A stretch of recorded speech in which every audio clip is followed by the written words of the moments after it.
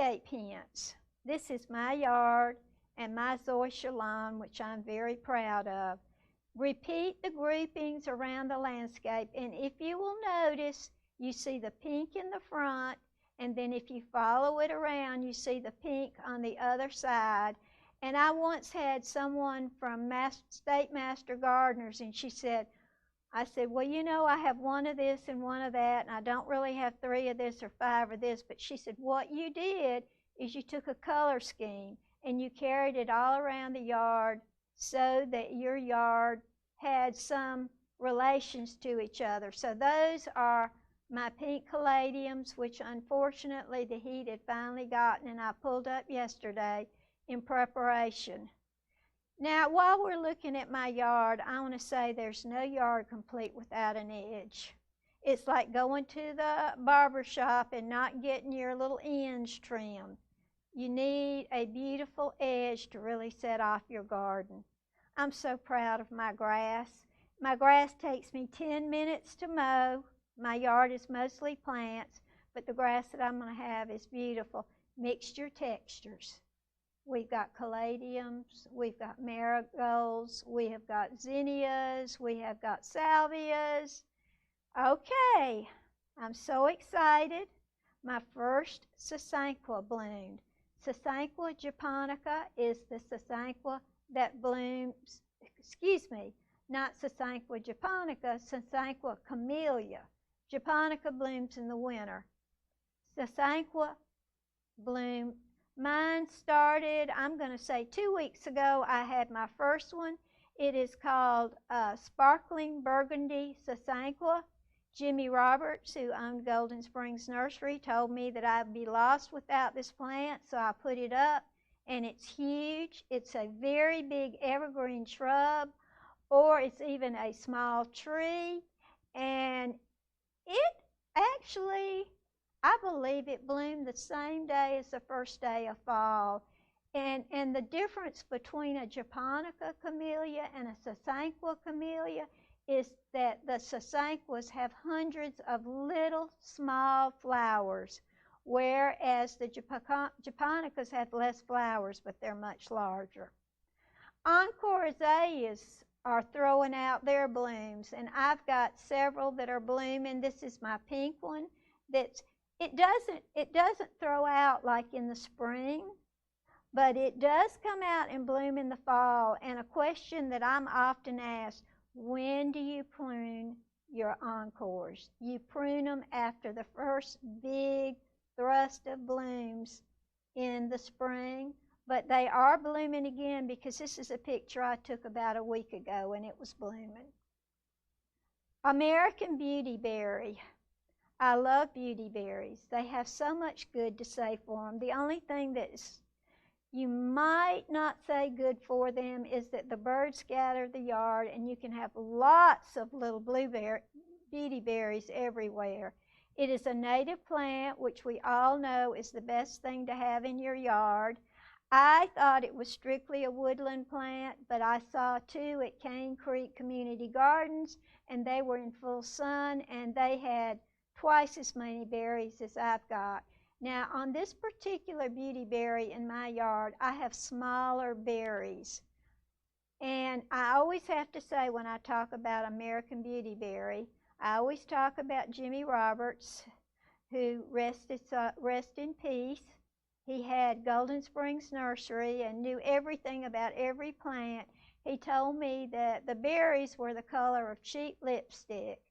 They're a little purpley and they're a little pink, but this is a gorgeous flower in the fall. And I found out something interesting. If you don't want it to get to its full size, that you can cut it back in the spring to keep it in a manageable size. Now this beautiful beautyberry is at Cane Creek Community Gardens in the absolute full sun, and it is a white beautyberry. And again, you can prune it to the ground in early spring so the size stays manageable. It is a gorgeous fall flower, and it adds something different. It adds white berries in addition to your flowers and your leaves. You have these beautiful, huge white berry clusters. This is another terrific flower that sits there very quietly all summer long, and all of a sudden it moves toward fall, the end of September, middle of September, end of September, it starts to bloom. The ginger lily smells heavenly. You can smell it all over your yard. The hummingbirds love it. Now, in the interest of fairness, it is gorgeous, but they spread, and if you have one, it will not take you too long to have 100. So everybody you know will get a ginger lily from your yard. But this, I recently took some up because they had gotten so big, and my husband says when they don't have blooms, they look like corn. But while they're blooming, the smell and watching the bees and the hummingbirds dancing around them, and this is a pass-along plant. When you have too many, find a good friend and say, would you like something wonderful, and give them a rhizome. This is another one. It is called a Japanese anemone, or an anemone cross hybrida. It's part sun, it takes moisture, and it's spreading. And this is an interesting story about this plant. It's pink.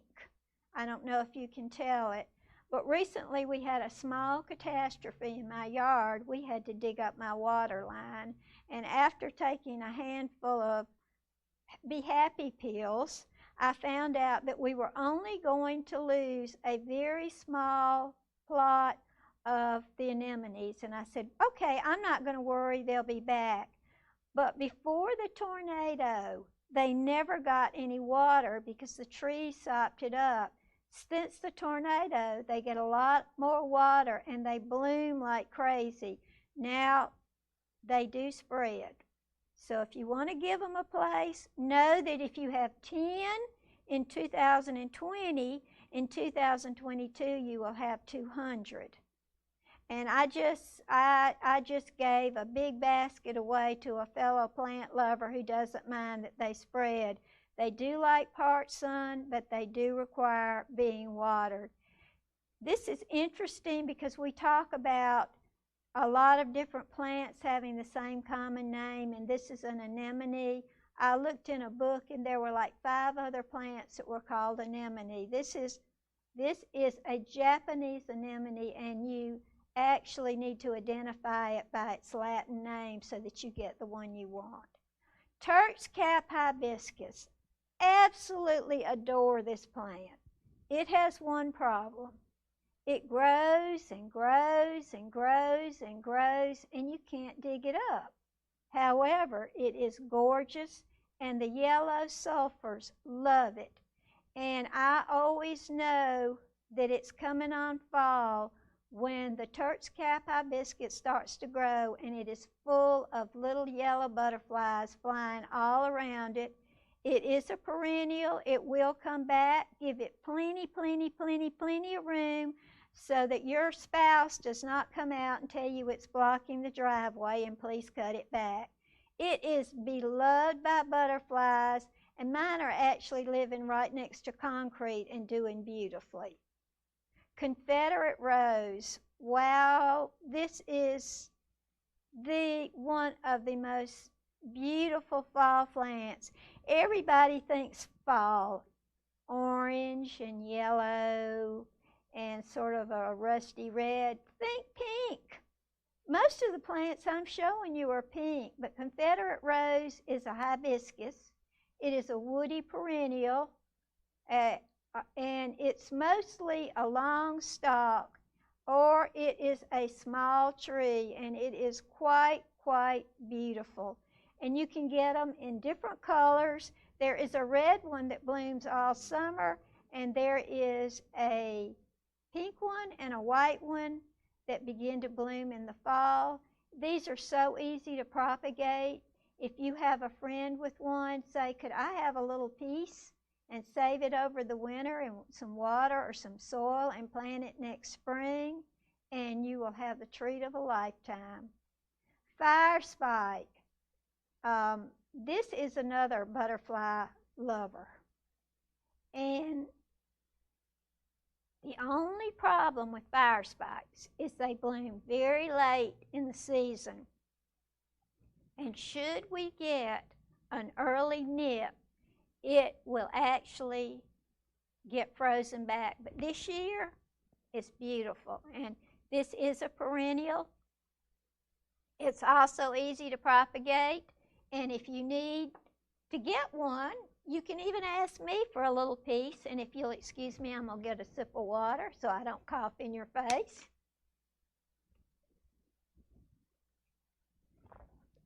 I'll even give you a piece if you you can always find me through the Anniston Star. It's easy to propagate and it is quite lovely. And I'm expecting the hummingbirds to be flying around it any day now. This is a sedum in flower. I once substituted sedum blossoms for roses because I didn't have any. There are so many sedums, and of course you know this is drought tolerant. This is also at the Pocket Park. I believe it's called Autumn Fire, and it is in full bloom. Some of mine have heads that are bigger than my two hands, and there are so many kinds of sedums. But if you have a full sun, drought tolerant place, this is the plant for you, and they really show off in the fall. And I have made a decision to myself that next year, next spring, I am not going to be seduced by all the beautiful annuals that I have to water twice a day. We're going to do beautiful sedums who can take the heat and the drought. Now, that doesn't mean you don't ever have to water them, but I truly used these in a bouquet instead of roses, and they were gorgeous. Spider lily. They're everywhere but my yard. I babied them and fondled them and gave them up pretty soil, and then I ride around and I see everywhere. They're growing up in places that are just practically gravel. And this is one that I actually had, I think that I took a picture of this at the Pocket Park where a wonderful guy by the name of Truman Norrie planted them up there years ago. But if you don't, some people call them naked ladies, surprise lilies. But there's one that is pink and one that is coral, and the coral is Lycoris radiata, and that's how you know you're getting a coral. Hey, maybe you know a friend that's got lots of them, and we give you one to spare, and you could get them started in your yard. But what's fall without a spider lily? What's fall without a chrysanthemum? These are florist chrysanthemums. Now, I have actually got some that have come back in my yard that normally when I get a pot full, I just pitch them because I think, well, they're not going to come back, so I'm not going to worry about them.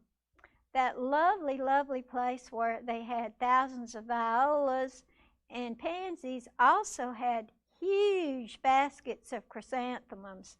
So right now in my yard are a lot of pots of mums because I was overtaken by their glory. One hint, when you buy mums, don't buy them like this. We call them, they're not cracked yet. That sounds like a very strange statement, but that means they're not bloomed out. When you get them and they're not cracked, they're in buds, so you get to have them longer in your yard. As a matter of fact, I bought one just like this because it's really, I mean, what's fall without mums? Everybody's got to have mums and a pumpkin. I don't have a pumpkin, but I have lots of mums. Now, here is one. My sister has the perennial aster, which she says is also called spurge or euphorbia, which she says is an absolute pest. This is a perennial aster that I put in a pot, and I had no hopes that it would come back, and it did. And this is strictly a fall flower, and I've got it in a pot with some creeping Jenny. This is Salvia greggii. It's called Texas salvia. It blooms some during the summer. During the fall, it really comes into its own. This baby is drought tolerant. It's loved by hummingbirds. It's loved by the bees. You can get it in just about any color. The plant itself is nothing to write home about, but the flowers are beautiful. And what I learned from Jason Powell at Petals from the Past, that come about January, you give it a heavy-duty haircut so that it does not get leggy. But I have all sorts of these in my yard, but if you have, I don't think that I'm getting quite enough sun, because I've seen them in sunnier places and they actually get huge. And they're really wonderful. This is a purple one. I have a pink one and a magenta one. There's also a red one that you can get. And they're not as easy to find as you might want them to be. The bigger nurseries will have them, and I don't often see them like in the big box stores, but the bigger nurseries carry them. I should have had this chrysanthemum with the other chrysanthemum, but there was a little problem with my PowerPoint and I couldn't do much changing. This is called Perennials Ryan's Pink. This is a gorgeous, gorgeous chrysanthemum, and it spreads like crazy. If you can get somebody to give you one, in 2 or 3 years you'll have 50. Most important thing to do, and it will actually grow over plants. You see that little plant next to it over to the right-hand corner, the green one? I've actually seen it grown on top of it. If you want to keep it from getting so out of hand, cut it back in half in July. It will begin to bloom in about 2 weeks. My sister says that she has Ryan's white or maybe Ryan's yellow. I have only seen Ryan's pink. And they do get floppy, so it is important to cut them back. But they will be the high point of your fall garden. Pineapple sage. Oh, wow, what can I say? See those red flowers? All you have to do is have those, and every hummingbird in the neighborhood will be around to visit you. I asked Hayes Jackson, most everybody knows the plant genius, and I said, Hayes, is a pineapple sage an annual or a perennial? And he said, let's look at it this way. It's a lucky perennial. Sometimes it comes back. I've not had it come back, but this is one that had chartreuse leaves on it, and I bought about 6 of them last year, and I lost a couple of them in pots, and I didn't keep them watered. So they are a lucky perennial or an annual, depending on what the situation is, what the winter, and it's called Salvia elegans. Now you know that if you go into the store and you say, I want a salvia, there are probably 50 salvias.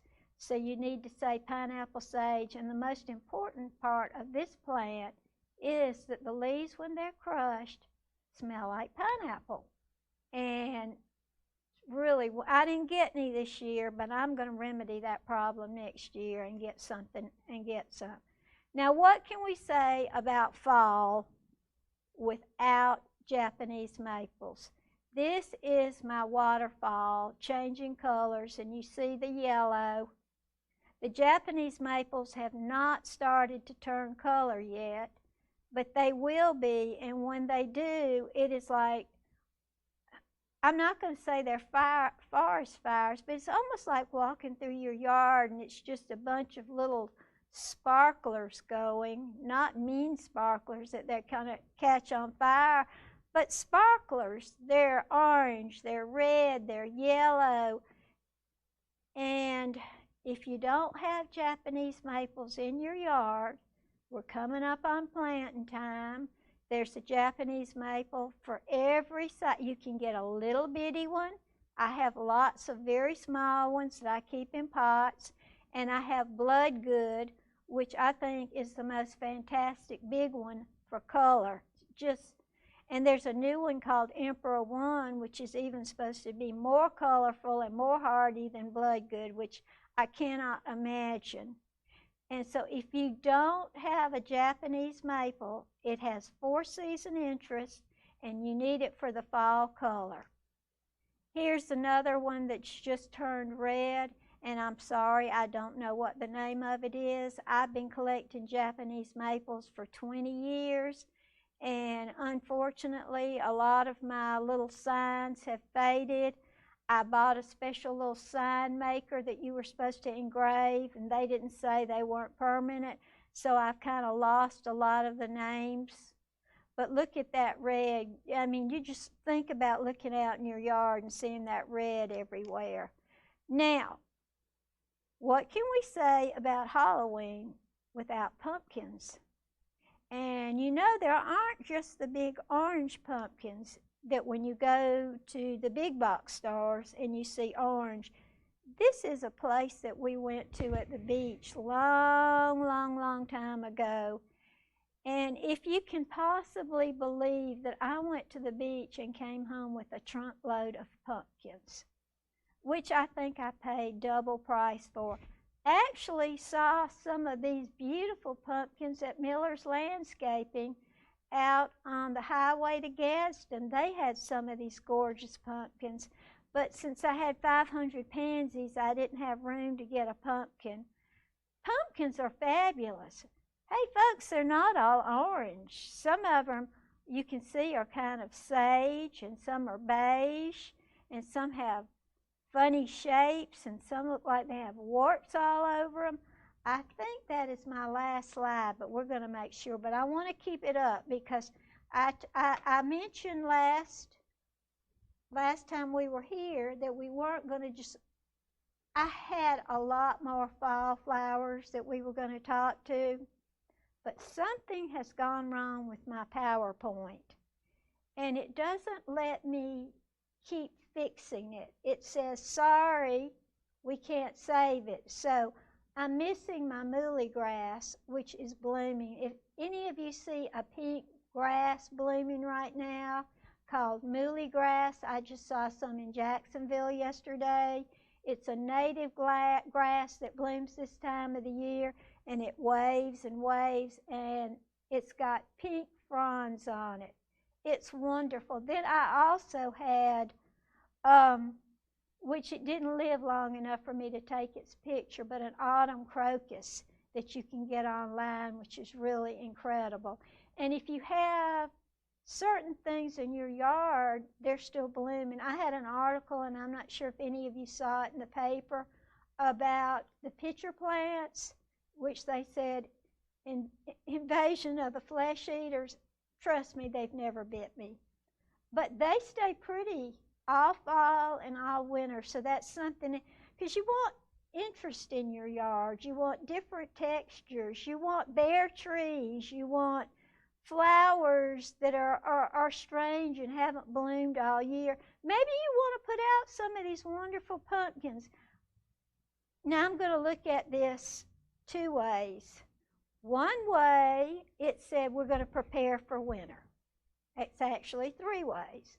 The second way is autumn chores. The third way said you're going to get your spring garden ready now. But what is really interesting is how times are changing in the garden world. I just read two different articles. One was by Dr. Douglas Tallamay, who is the spokesman for native plants. And it's like if you have a yard full of camellias instead of a yard full of native plants, he would be like the guy on Shark Tank who would say, "You're dead to me." But I like a happy mixture. I also read an article about Margaret Roach, by Margaret Roach, who was a big garden columnist. And then I read another one on the place online called The Spruce. And they said, we're going to look at fall entirely differently. We're not going to go out, and we're not going to cut every plant down. We're not going to go out and rake up every leaf. We're not going to go out and pick up every stick, because the birds and the caterpillars and different kinds of insects and the bees and everybody need places to hide. So don't be a neat freak. Leave some stuff in your yard. This is where I kind of came to trying to decide whether I agreed with them or not. Leave a brush pile. Well, for me, brush pile equates snakes. And I am trying to love snakes. Working on it really, really hard. But I'm not sure I'm not sure that I've gotten that good to leave a brush pile. I'm sort of one of those people that wants to rake up everything, but I decided this year I will rake my lawn. I will, and this is really important, pick up anything that had to do with vegetables. Anything that could harbor diseases. Clean up your garden. If you have any diseased foliage in your yard, pick it up, clean it up, throw it in the trash, don't compost it, because there are things that, especially your vegetables, you don't want to leave those in your garden. But if you have got a good stand of coneflowers, don't cut them all down because the little finches love to eat the seeds out of the flowers. I mean, they're minuscule. So I came to a happy medium. Some I just couldn't bear it because they didn't look very pretty and they were in the front of my garden. So I took them down, but the ones that weren't as obvious, I left them all up. There are zinnia seeds that the birds love, and the birds actually come to depend on some of these seeds to eat all winter. But some of the big gardeners are coming to a point where they're looking at fall differently. They're looking at fall in that our yards don't have to be white, gloved, clean, except your vegetable garden. Now, do not leave leaves on your grass.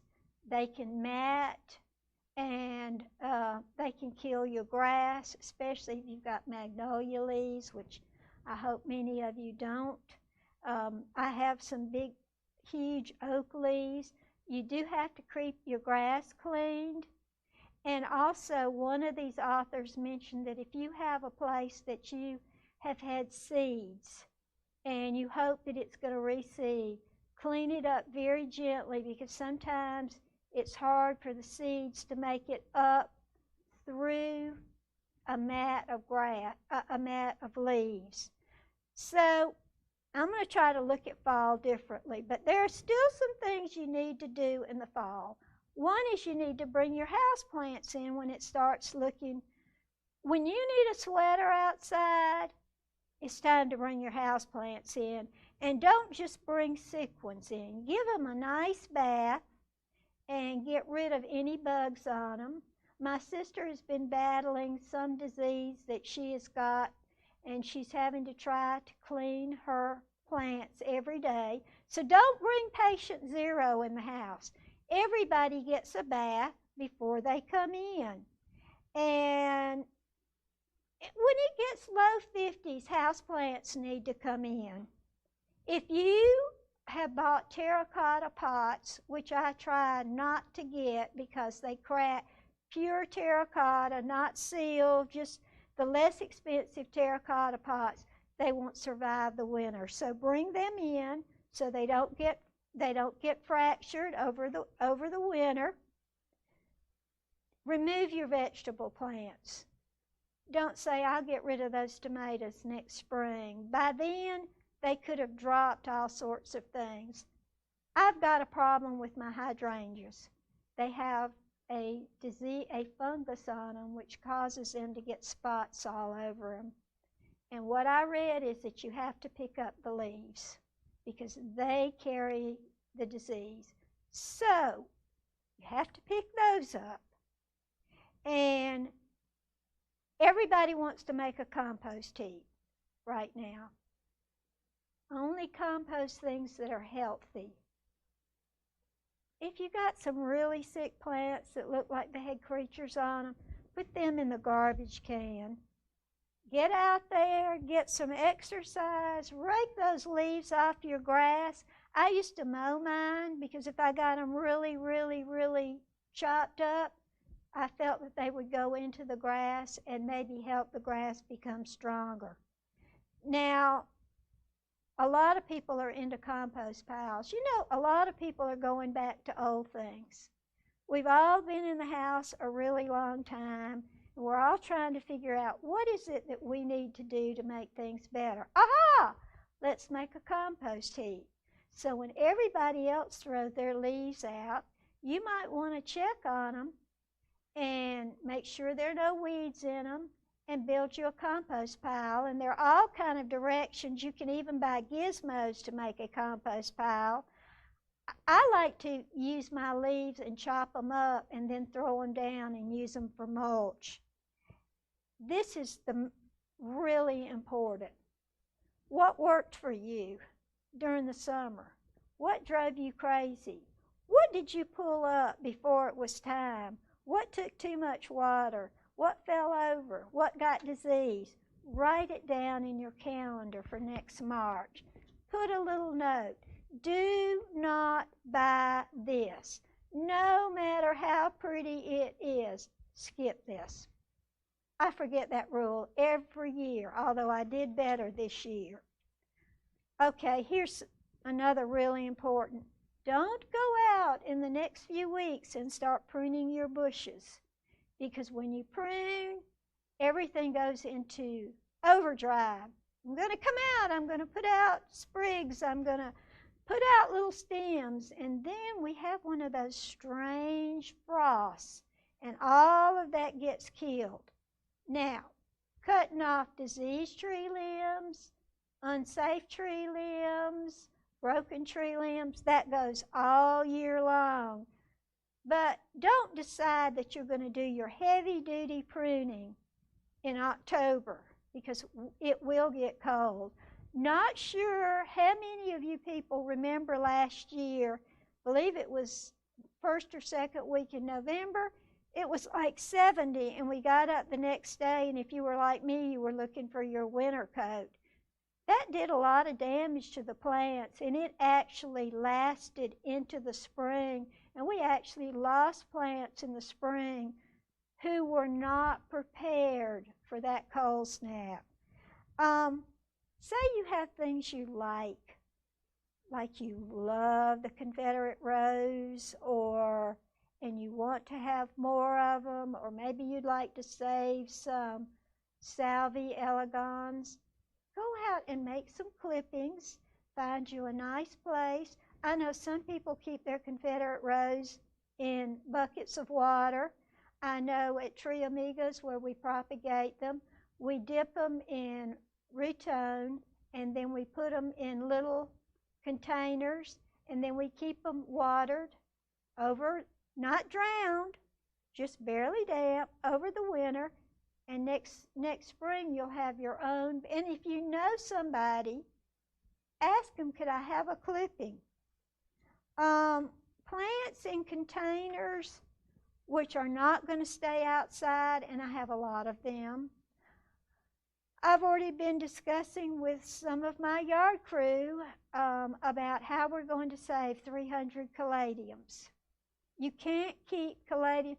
And they'll ask me, they'll say, Miss Sherry, how many caladiums did you say you had? And I said, oh, I don't know, 200 to 300.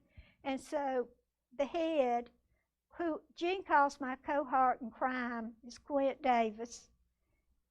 He says, Quint will say to me, how many caladiums? I said, oh, about 300. He said, and we're going to dig them all up? I said, yeah, we are, because I'm going to save them for next year. Because believe it or not, they come back really great next year. Hayes Jackson, if he has them in pots, he just picks them up and moves them into a place that's going to be about 60 degrees. Mine are in the ground, so we're going to dig them all up, and we're going to put them in a nice place so I can use them again. So if you have something you like, plan on saving it. Here's another really important one. If your faucets are not frost-free, which they're really not, When it starts getting really cold and you move from your light coat to your heavy coat, cover up your faucets so you don't get a rude surprise that one of them is broken. Here's another really, really, really important one. It's time to take a soil test. If you take your soil test now and you need to do something to your vegetable garden, your flower gardens, if you need lime, if you need whatever you need, you can do it now and give it all winter to kind of make a difference, especially for the lime.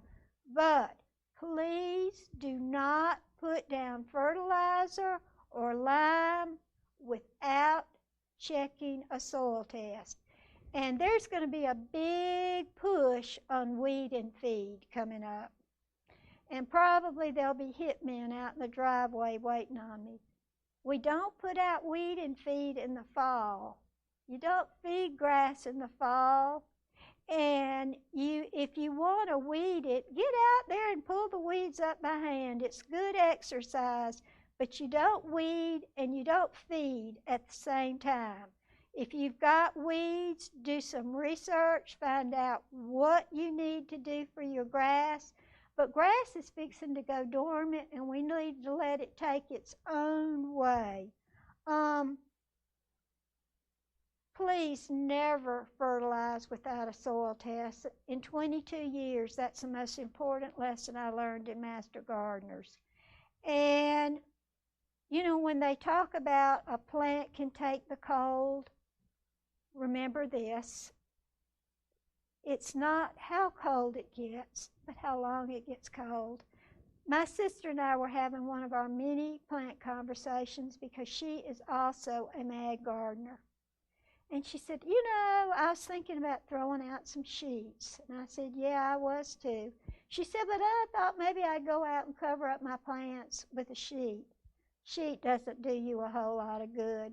It can get frozen, gets waterlogged. There is a product called frost cloth that you can get and cover up your plants. This is what I say. If you live in my yard and you can't take the cold, I'm sorry. Next year I'll replace you because I can't run out and cover you all up. In the early spring is the hardest part when we had spring in February and then we have winter in April. You can get a product called frost cloth, but you don't have to save old dirty sheets. As a matter of fact, I threw one away because I couldn't bear to look at it. Because you know, you want to protect from the frost, and I'm not sure that a sheet really protects from frost.